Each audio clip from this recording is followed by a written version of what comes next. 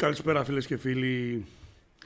Δεν συνηθίζω να κάνω εκπομπές μεσημεριάτικα, αυτό το γνωρίζετε πολύ καλά. Απλά επειδή είμαι σε μια προετοιμασία για ένα ταξίδι που θα κάνω αυτές τις μέρες λόγω δουλειάς, προσπαθώ να τελειώσω το σακίδιο επιβίωσης, προσπαθώ να το έχω ολοκληρώσει πριν φύγω, με όλα τα απαιτούμενα που χρειάζονται μέσα για αυτές τις περιπτώσεις, γιατί στο διαδίκτυο θα δείτε πολλά σακίδια επιβίωσης, τα οποία όμως είναι απλά για να πας μια εκδρομή κάπου να κάνεις κάμπινγκ. Έτσι λοιπόν, βάζοντας κάτω χαρτί και μολύβι που λέμε, για να βγάλω κοστολόγια, να βγάλω τα υλικά που θα έχει μέσα κτλ. Έπεσα ξανά επάνω στο βίντεο που έβαλα χθεσινή βραδινή εκπομπή και θεώρησα σκόπιμο να κάνω μια ανασκόπηση, να βάλω το βίντεο να παίξει με ελληνικούς τίτλους, γιατί πραγματικά το να παίζει ένα τέτοιο βίντεο ως διαφήμιση στις Ηνωμένες Πολιτείες Αμερικής, που να προετοιμάζει τον κόσμο για ένα πυρηνικό όλεθρο, είναι σημαντικό. Κάτι λέει για μένα.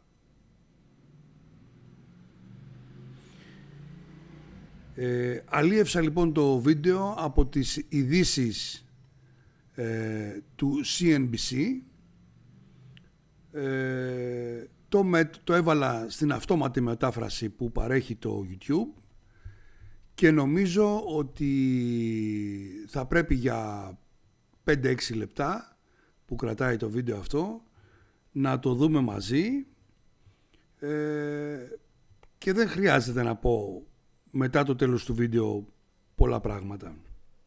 Λοιπόν, θα περάσουμε να δούμε λοιπόν το βίντεο που προειδοποιεί τους Αμερικανούς τι πρέπει να κάνουν σε περίπτωση πυρηνικού χτυπήματος. Μπορεί να είναι πλεονασμός αυτό το βίντεο, αλλά καλό είναι, δεν είναι κάτι κακό, το να το δούμε και να έχουμε μια ιδέα το τι μπορεί ως ενδεχόμενο, φαντάζομαι όχι και τόσο κοντινό, αλλά για να το βάζουν οι Αμερικάνοι, ρε παιδί μου, και να προειδοποιούν τον κόσμο τους, ίσως κάτι γίνεται. Δεν ξέρω, εδώ οι πολιτικοί μας δεν θέλουν να φοβήσουν τον κόσμο.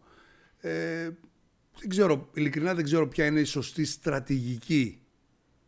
Δεν ξέρω ποια είναι η σωστή στρατηγική. Το να έχεις προετοιμασμένο τον κόσμο σου ή να τον αφήσεις να κάνει τα μπάνια του λαού. Δεν ξέρω. Δεν μπορώ αυτή τη στιγμή εγώ να πάρω μια θέση. Εγώ νομίζω ότι θα ήθελα ο κόσμος να είναι προετοιμασμένος για το χειρότερο σενάριο, ή έστω εν πάση περιπτώσει, ρε παιδί μου, να είναι ενημερωμένος, αλλά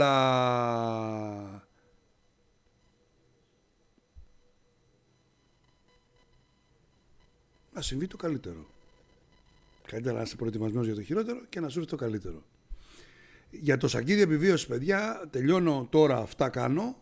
Τελειώνω, θα γίνει μια ειδική εκπομπή που θα τα αναλύει όλα αναλυτικά μέσα και θα σας έχω τα πάντα έτοιμα. Προς στιγμήν, ας πάμε να δούμε αυτό το πολύ ενδιαφέρον βίντεο και το πώς το αντιμετώπισε η παρουσιάστρια του CNBC, του NBC, συγγνώμη, του NBC. Τεράστιο μεγάλο δίκτυο ενημέρωσης στην Αμερική. Πάμε να το δούμε.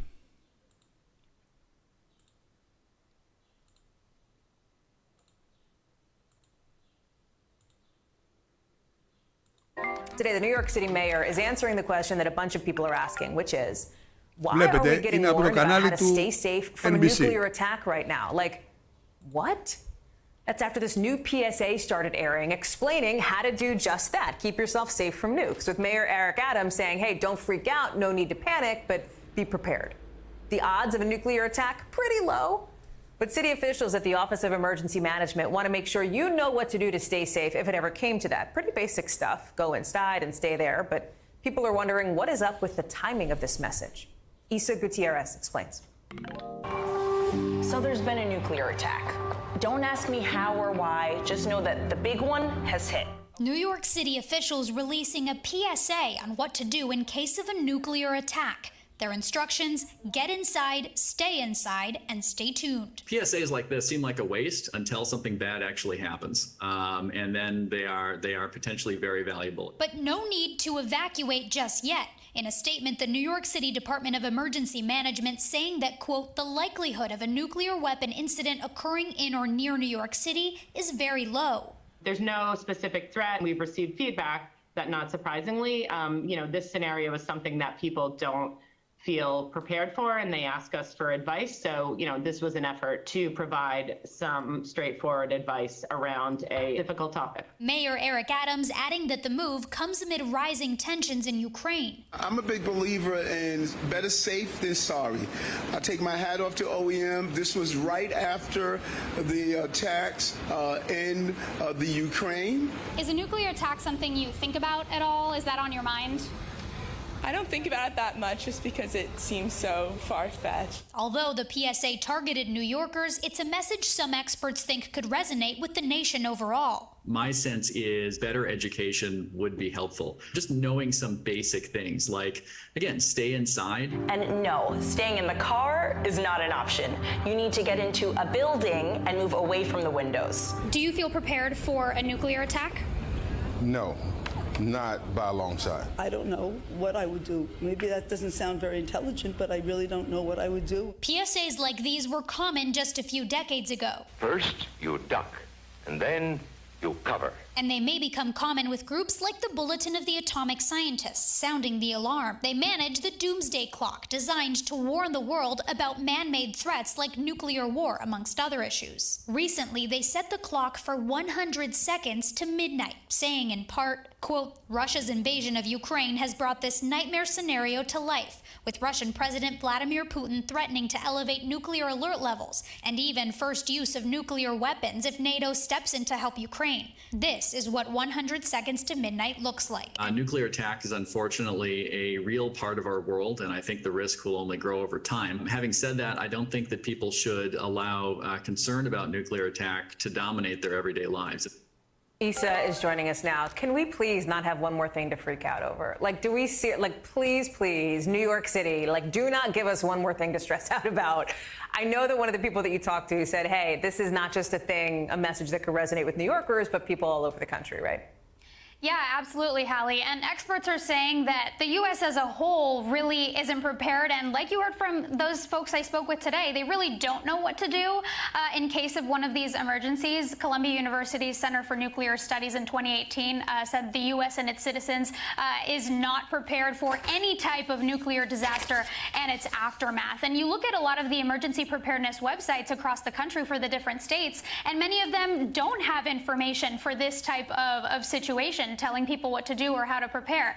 But people can go to ready.gov if they are interested in how they can prepare for this type of event. Some of the things that they say is, number one, look for possible shelter locations. It's got to be somewhere that you are often, school, home, at work, that sort of thing. Ideally, underground in a basement would be best, but if not, in the center of a building. Also to look for shelter locations along your commute if you are a commuter.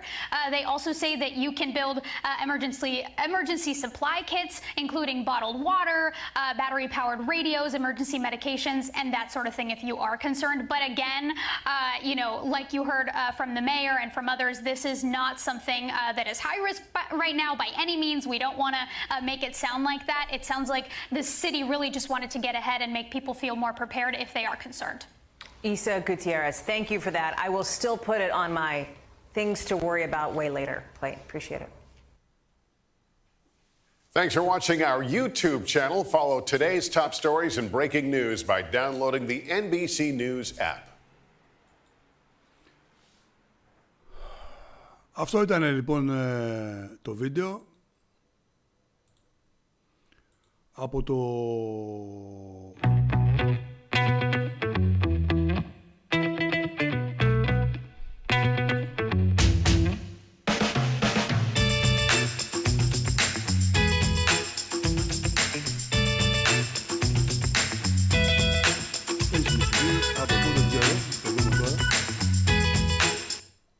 από εδώ.